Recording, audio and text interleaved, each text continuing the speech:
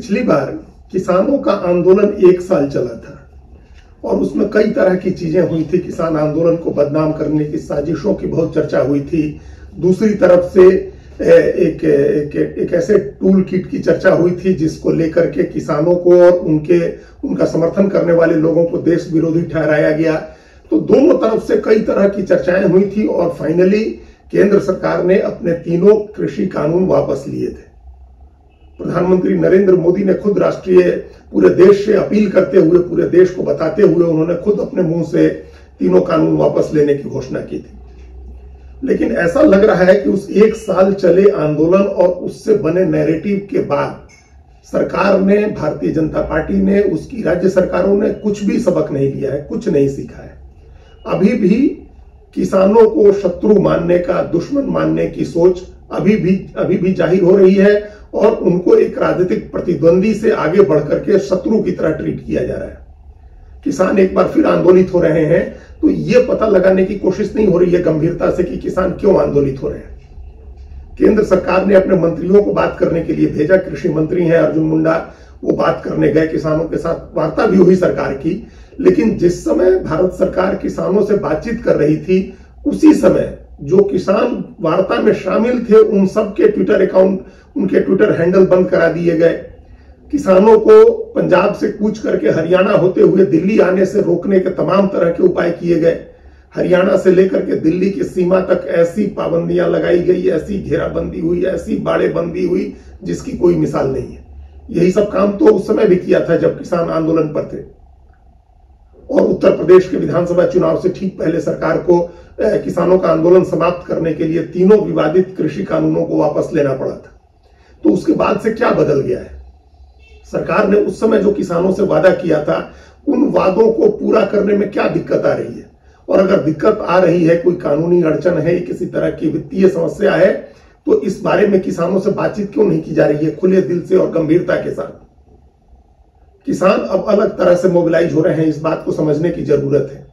और उस समय 1 साल चले आंदोलन के समय किसानों की जो मांगे थी, उनमें से एक मांग तो ये जरूर थी कि तीनों कृषि कानून वापस लिए जाए, लेकिन उनके अलावा कई कोर डिमांड्स थी उनकी।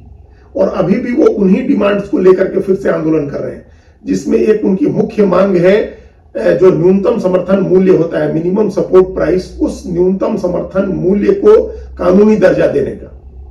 सरकार कह रही है, बार बार कह रही है कि अब तो जो एमएसपी है उससे ज्यादा कीमत पर खरीद हो रही है। उस जो निजी कारोबारी हैं, जो आढ़तिये हैं, जो व्यापारी हैं निजी, जिन लोगों ने बड़े बड़े साइलोज बनाए हैं जिसमें देश के बड़े उद्योगपति शामिल है, बड़े कारोबारी शामिल है, वो सब एमएसपी से ज्यादा कीमत पर अनाज खरीद रहे हैं। ये किसानों को आशंकित करने के लिए ये बात पर्याप्त है कि सरकार एमएसपी को कानूनी दर्जा नहीं दे रही है। और उसके बाद ये प्रचार किया जा रहा है कि जो निजी कारोबारी हैं वो एमएसपी से ज्यादा कीमत पर अनाज खरीद रहे हैं। कई जगह ये देखने को मिला कि किसानों ने, उत्तर प्रदेश में भी, पंजाब, हरियाणा, सब जगह कि निजी व्यापारियों को जाकर के अपना अनाज बेचा किसानों ने। ये जो मंडी का सिस्टम है, सरकारी खरीद का सिस्टम है, उस सिस्टम को एक तरह से कमजोर करने का एक प्रयास इसमें दिख रहा है। जब निजी व्यापारी एमएसपी से ज्यादा कीमत पर अनाज खरीदने लगेंगे, किसानों को ज्यादा सुविधाएं देंगे अपने यहां, तो निश्चित रूप से किसान उधर जाएंगे। और ये कितने दिन चलेगा? अगर ये कानूनी दर्जा एमएसपी को नहीं मिलता है और थोड़े समय के बाद ये सिस्टम डिफंक्ट हो जाए सरकार का और निजी व्यापारी अपने मनमानी करने लगे, अपने हिसाब से खरीदारी करने लगे, और जब सीजन आए, किसानों की फसल का सीजन आए, तब वो अपने गोदाम में से पुराने अनाज निकाल करके बेचने लगे और मार्केट क्रैश करे, फिर क्या होगा? ये तमाम किसानों की चिंता है। और इसी चिंता में किसान इस बात के लिए आंदोलन कर रहे हैं कि एमएसपी को कानूनी दर्जा दिया जाए। इसमें सरकार को क्या दिक्कत है? अगर सरकार ये समझ रही है कि एमएसपी से ज्यादा ही कीमत पर खरीद होगी, किसानों को एमएसपी से ज्यादा ही दाम मिलेगा अपनी फसल का, तो उसको एमएसपी को कानूनी दर्जा देने में क्या दिक्कत है? क्यों नहीं सरकार ये निर्धारित कर दे रही, कानून बना करके ये तय कर दे रही है कि एमएसपी से कम दाम पर कहीं भी अनाज की खरीद फरोख्त नहीं होगी, न कोई बेच सकेगा, न कोई खरीद सकेगा।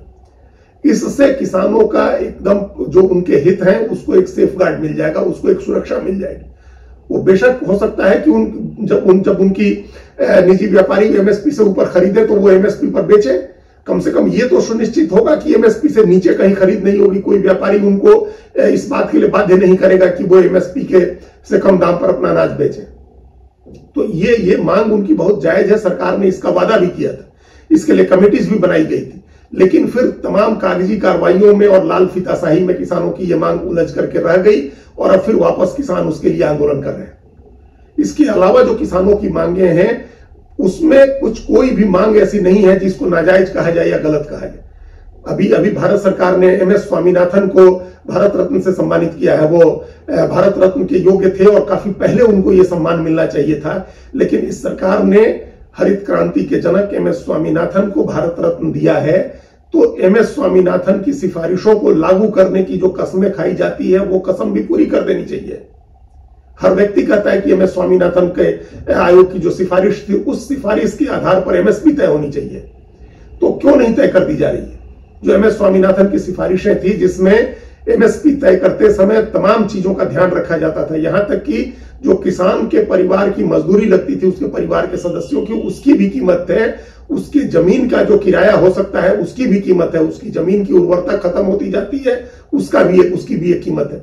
इन सबको जोड़ करके अगर एमएसपी तय कर दिया जाता है तो किसानों को कोई दिक्कत नहीं होगी, कोई आपत्ति नहीं होगी। किसान तो एमएस स्वामीनाथन कमीशन की रिपोर्ट ही लागू करने की बात कर रहे हैं और सरकारें भी कहती है कि हम स्वामीनाथन आयोग की रिपोर्ट लागू करेंगे, तो अभी कर देनी चाहिए। यही मांग है अभी किसानों की, एमएसपी को कानूनी दर्जा दो या और एमएसपी निर्धारित करने के लिए स्वामीनाथन आयोग के फॉर्मूले को लागू करो। इसके अलावा किसान जमीनों के मुआवजे का जो कानून बना था 2013 का, उस कानून को लागू करने की बात कर रहे हैं जिसमें बाजार से 4 गुना दाम पर किसानों की जमीन ली जाए। इसके अलावा मजदूरों को इस बार किसानों ने जोड़ा है अपने आंदोलन के साथ। किसान अपने लिए पेंशन की भी मांग कर रहे हैं। हर वर्ग को जो सरकारी कर्मचारी है सुरक्षित एनवायरनमेंट में नौकरी करने के बाद उसको पेंशन की मांग तलब है और वो पेंशन के लिए आंदोलन करता है। उसके लिए पुरानी पेंशन का सिस्टम कई जगह बहाल किया जा रहा है और नए सिस्टम में भी उसके लिए पेंशन की व्यवस्था है, लेकिन किसानों के भविष्य की कोई गारंटी नहीं होती। अभी ये उत्तर प्रदेश सरकार ने अपना जो इस साल का बजट पेश किया उसमें उत्तर प्रदेश सरकार ने 3,000 रुपए की पेंशन का प्रावधान किया है किसानों के लिए कि किसान जब 60 साल की उम्र में रिटायर होने की उम्र में पहुंचेगा तो उसके बाद 3,000 रुपए महीने का उसको पेंशन दी जाएगी और स्त्री और पुरुष दोनों किसान इसमें शामिल होंगे जो लघु और सीमांत किसान हैं उनके लिए। तो इस तरह की व्यवस्था पूरे देश के स्तर पर लागू की जा सकती है किसानों के लिए, इसके ऊपर विचार किया जाना चाहिए। पिछली बार संयुक्त किसान मोर्चा ने आंदोलन किया था, इस बार किसान मजदूर मोर्चा मिलकर के यह आंदोलन कर रहा है। किसानों ने इस बार मजदूरों को भी शामिल किया है और उनकी भी न्यूनतम मजदूरी बढ़ाने के साथ साथ महात्मा गांधी नरेगा की जो योजना है उसके तहत 200 दिन रोजगार की गारंटी देने की मांग की है कि साल के 365 दिन में से 200 दिन कम से कम उनको रोजगार मिले और उनकी जो न्यूनतम मजदूरी है उसमें बढ़ोतरी की जाए। तो इस बार किसान आंदोलनकारियों ने अपने आंदोलन का दायरा बड़ा कर दिया, अपनी मांगों का दायरा भी थोड़ा बढ़ाया है। इसमें उन्होंने मजदूरों को भी शामिल किया है। सरकार को इस पर गंभीरता से विचार करनी चाहिए। सरकार ने अगर कोई भी सबक सीखा है 1 साल के आंदोलन से, किसान आंदोलन से, उस सबक को ध्यान में रखना चाहिए। अब ये कई बार ऐसा होता है कि सरकारों के मन में कई बार ये भ्रम पैदा हो जाता है। सरकारें ये सोचने लगती है कि जब हम चुनाव जीत ही रहे हैं, किसानों के उतने बड़े आंदोलन के बावजूद भी चुनाव जीत ही गए, तो उनकी मांगे मानने या उनकी बात सुनने का क्या मतलब है।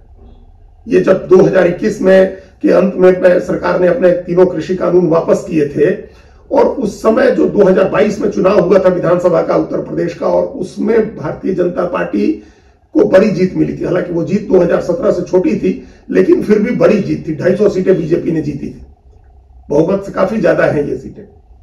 तो उससे सरकार को यह भ्रम हुआ होगा कि वो जब चुनाव जीत ही रही है तो फिर किसानों की मांग मानने और उनकी बातें सुनने का क्या मतलब है। उसके बाद भी लगातार कई राज्यों में जीती पार्टी, उसमें कोई अभी राजस्थान में भी जीते, मध्य प्रदेश में भी जीते, छत्तीसगढ़ जीते, उसके पहले गुजरात में बड़ी जीत हुई। ये सब किसान आंदोलन के बाद की जीत है।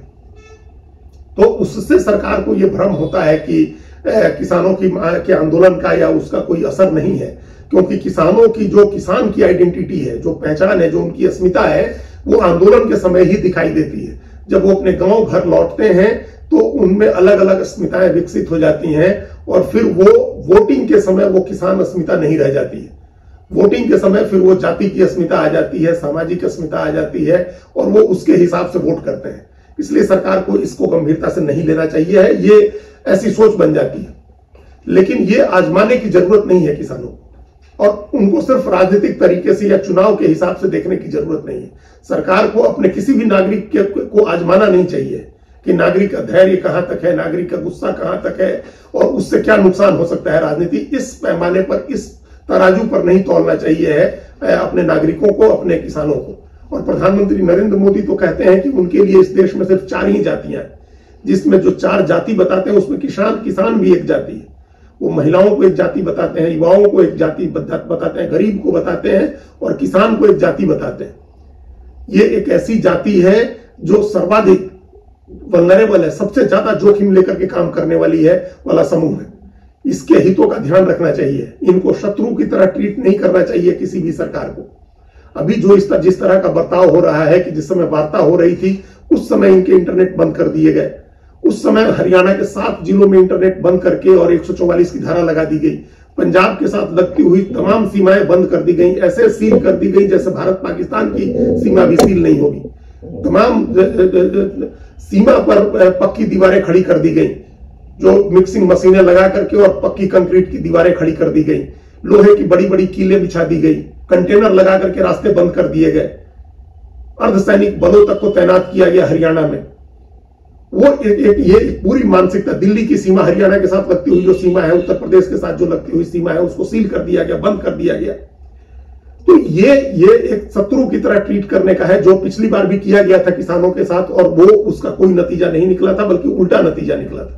700 किसान उस 1 साल में शहीद हुए थे, अपने आंदोलन के दौरान उन्होंने जान गंवाई थी। तो उससे सबक अगर सरकार ने कुछ लिया है तो वो सबक ये हो सकता है कि उनको एक नागरिक की तरह ट्रीट किया जाए, नागरिक के साथ जिस तरह का बर्ताव होना चाहिए वो बर्ताव किया जाए, उनके साथ उनकी समस्याएं सुनी जाए और उनका जल्दी से जल्दी समाधान निकालने की कोशिश की जाए। उन्होंने भी अभी चुनाव का समय है, इसको ध्यान में रख के अभी आंदोलन शुरू किया है, लेकिन चुनाव और राजनीति के नजरिए से इसको देखने की जरूरत नहीं है, न उनको अपने शत्रु की तरह ट्रीट करने की जरूरत है। नागरिक के तौर पर उनके अधिकारों को समझते हुए, उनकी मांगों को समझते हुए, उनकी जरूरत को समझते हुए और सरकार को कार्रवाई करनी चाहिए। धन्यवाद।